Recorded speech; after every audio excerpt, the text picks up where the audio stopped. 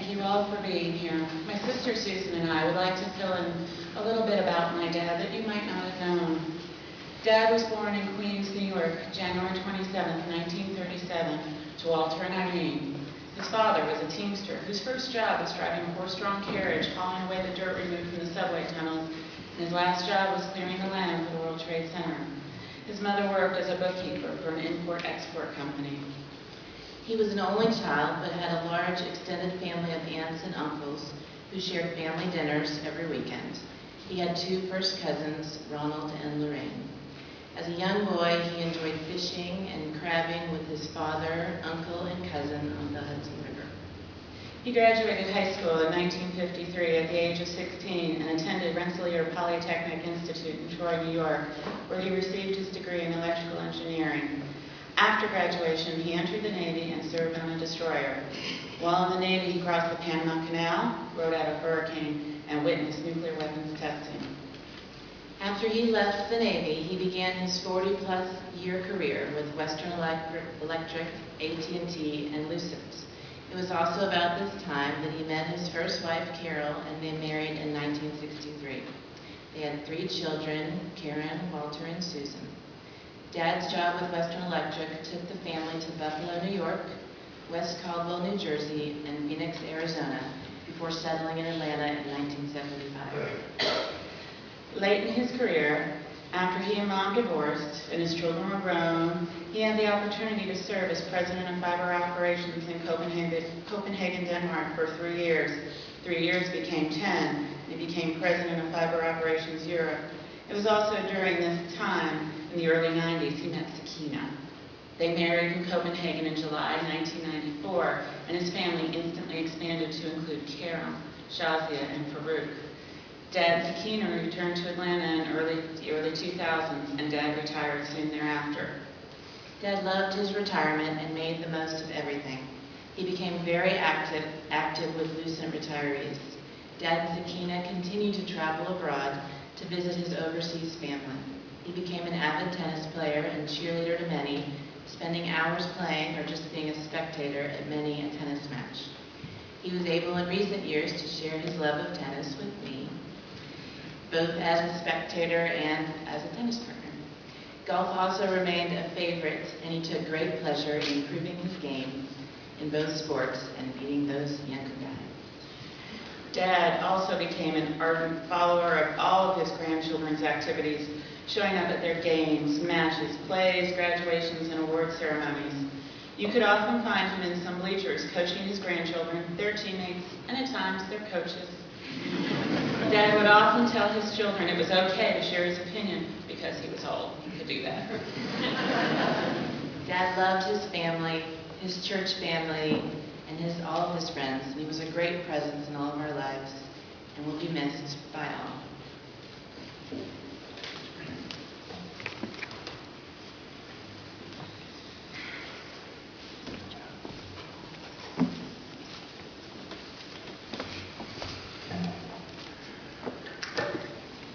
I'm the other Walt Ehmer.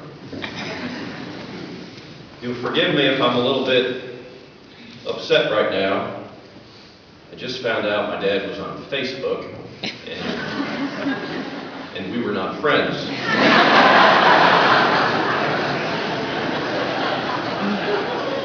The rest of my family was friends with my dad,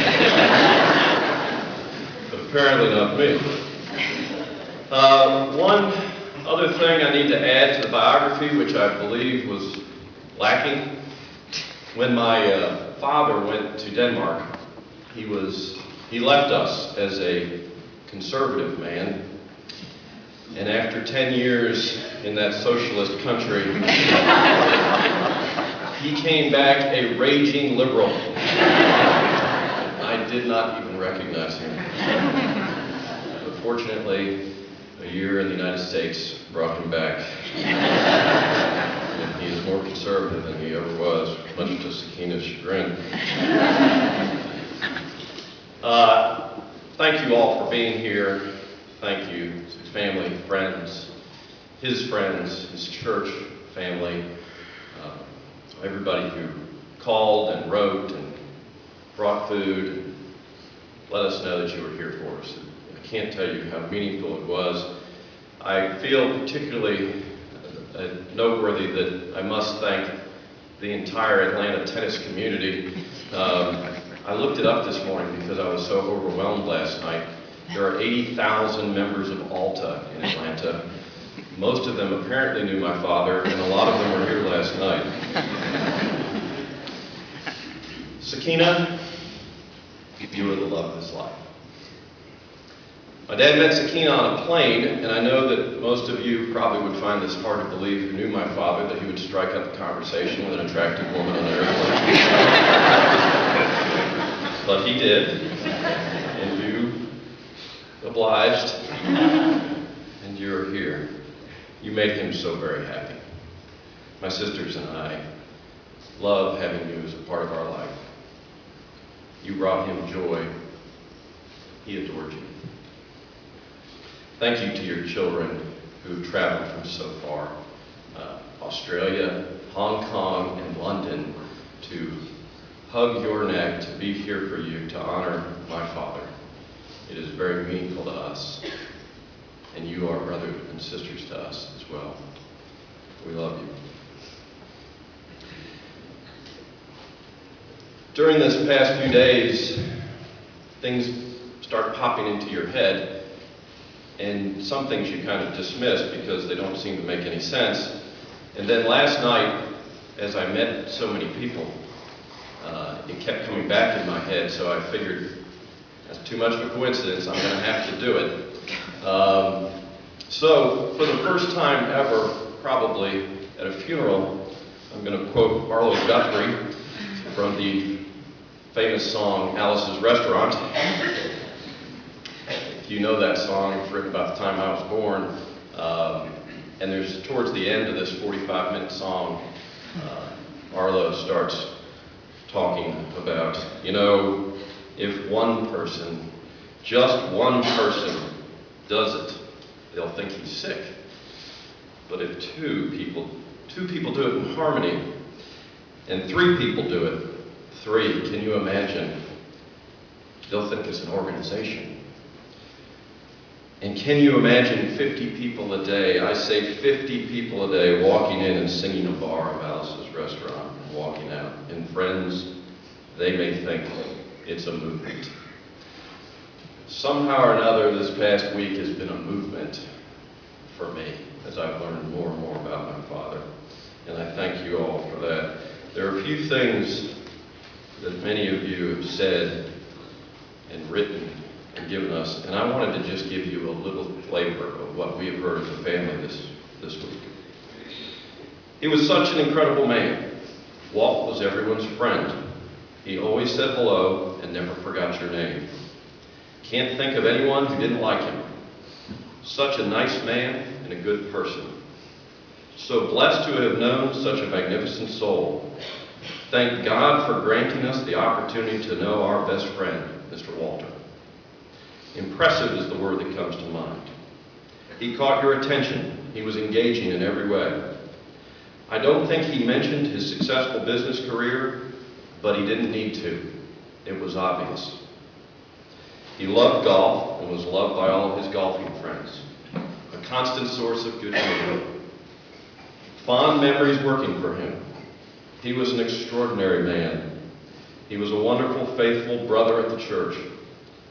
Walt stood tall among us, both in stature and strength of character.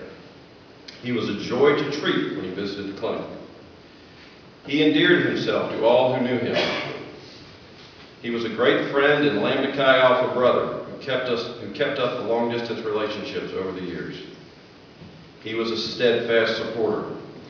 He was a man who touched people's lives in an unforgettable way. His love of life, his love of wife and family was so precious. He was a remarkable man and a dear friend.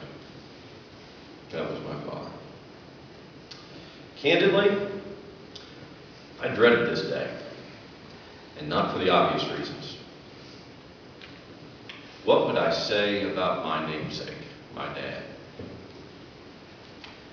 You see, I remember very few words of wisdom that my father ever gave me. But I always, as I traveled through life, heard from others and their fathers.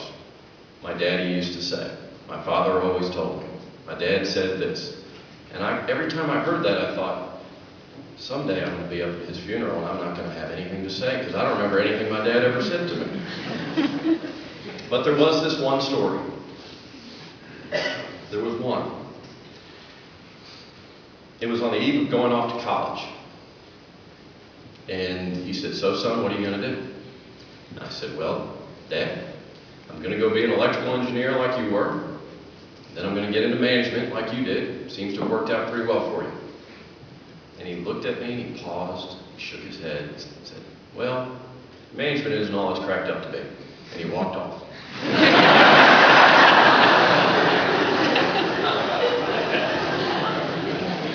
And for my friends from Waffle House who are here, they've probably heard that story many times because it's the only one I got. And he was right. At the funeral home after he died, my sisters and I were there with Sakina. And the first question that Dave asked us was what his Social Security number was. To which we all looked at each other and said, we have no clue. We still don't have a Social Security number. That detail is yet to be crossed off the list. The second question was, where was he born?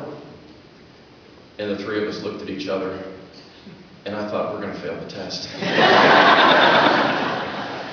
Fortunately, my older sister, feeling confident because my younger sister and I knew nothing, threw out Astoria, and later we confirmed that was actually correct.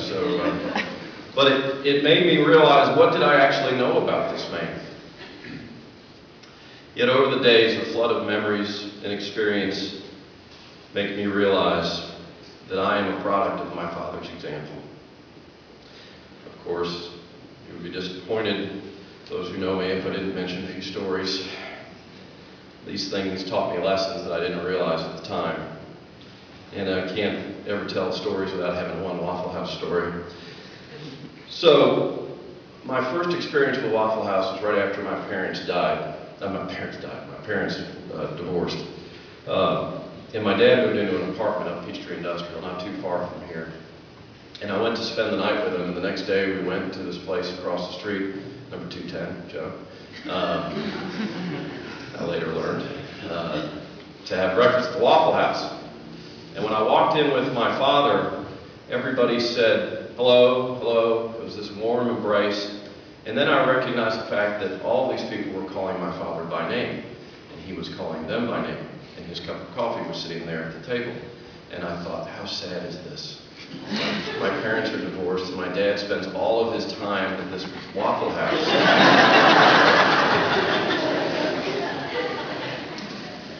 But I guess what I learned was the secret ingredient of the success of the business that I ultimately would become a part of, and also the value of friendships and belonging to something. And my dad belonged to that group of people at Waffle House. I also did learn that he loved steak and eggs scattered in his mother. When my father retired from Lucid, my sisters and I were invited over to a retirement luncheon they had. And up in Norcross at the plant, we went over there, and I remember nothing about it. I don't remember what we ate. I can't remember who exactly was there. But what I do remember is every single person came up to me and told me not how much they liked my father, but what my father did for them, and how he was always there for them, and how he always had their back, and they could always count on him. So I learned, without him saying anything, to always take care of the people around you. And I think he always did. When we were young, and we would come home with a paper with a grade on it that needed to be signed, they used to do that back in the day, my father would sign the paper, and he would correct the teacher's spelling errors. And make us take the paper back to the teacher. We've mentioned his Lucid retiree leadership. I asked him one time, when you're retired, why are you spending so much time on this Lucid retiree thing? And he says, son, he says, you know what? Lucid went through bankruptcy, and there's problem with their pension was maybe going to get cut or go away. So that's what all the work was about. And he said, son, he said, I think I'd be just fine if they got rid of my pension. But all those people that worked with me over the years, they're counting on that money. They've been counting on it their whole lives, and I can do something to help. My father taught me to be tough and to stand up for what you believe in. He was an advocate. He was everyone's advocate. My dad also taught me to play golf. And we had fun playing golf growing up. Until the first time I beat him. And I remember the day. And he shook my hand. He said, good job. And he never mentioned it again. My dad taught me to be competitive. I appreciate, Tony, your comments from earlier. It's clear that you know him as well as we do. I heard from so many of these families, these groups, that he was always here. And we wondered the same thing. How in the world did he manage his time? Sakina, I don't know if you ever saw him. He was always here, which teaches me to always be all in. Lastly, my father never spoke about himself. Never. Which teaches me that it's never about you. It's always about others. We only knew about my dad what we could observe ourselves. And what we did observe was that my father loved life, and it showed. So, I'm okay that my dad didn't leave me any words of wisdom that I can leave for my children. He led and taught us by the example of his life. Regardless of your religious belief or in the afterlife, this I can assure all of you. My father is alive and well. He is all around me and all of you every day. We are a product of his influence and example. Thank you again for being here, for honoring my father, supporting my family. And I'll close this way. For those of you who were at my mother's funeral 4 years ago, you might remember my love for the movie It's a Wonderful Life and how it's always been part of my life. And at the end of my mother's funeral, I quoted the part in the book where Clarence gave George a writing that said, no man is a failure who has friends. Well, that certainly applies here and has been overwhelming your support. Someone once wrote, the value of a person's life is directly related to the number of people they positively affect.